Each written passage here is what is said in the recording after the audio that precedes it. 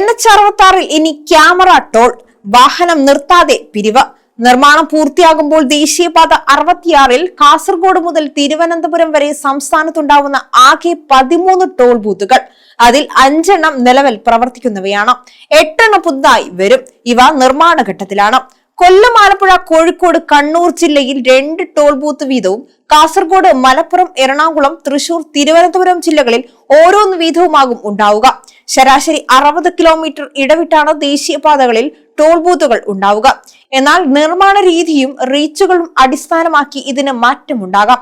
ആലപ്പുഴയിലെ തുറവൂർ അരൂർ 12 കിലോമീറ്റർ 6 വരി ഉയരപാതയ്ക്ക് പ്രത്യേകം ടോൾ നൽകേണ്ടി വരും. ഇവിടെ റോഡിന് മുകളിൽ ഘടിപ്പിക്കുന്ന ക്യാമറകൾ വഴി ടോൾ പിരിക്കുന്ന മൾട്ടി ലൈൻ ഫ്രീ ഫ്ലോ സംവിധാനം സംസ്ഥാനത്ത് ആദ്യമായി നടപ്പാക്കുകയാണ്. വാഹനം നിർത്തിയിടുന്ന സമയം ലാഭിക്കുന്നതിനായാണ് ഈ സംവിധാനം വൈകാതെ എല്ലായിടത്തും നടപ്പാക്കാൻ ആലോചിക്കുന്നത്. ഓരോ റീച്ചിലെയും നിർമ്മാണ രീതിയും ചെലവും അടിസ്ഥാനമാക്കിയാണ് ടോൾ നിരക്ക് നിശ്ചയിക്കുക. ഉയരപ്പാത, വയഡക്ട്, തുരങ്കം തുടങ്ങിയ ഉൾപ്പെടുന്നുണ്ടെങ്കിൽ നിരക്ക് കൂടും. സാധാരണ റോഡിലുള്ള കിലോമീറ്റർ നിരക്കിന്റെ 10 ഇരട്ടിയാണ് ഇവയ്ക്ക് ഈടാക്കുക. അതിനാൽ അരൂർ തുറവൂർ ഉയരപ്പാതയിലായിരിക്കും ഏറ്റവും കൂടുതൽ ടോൾ നൽകേണ്ടി വരിക.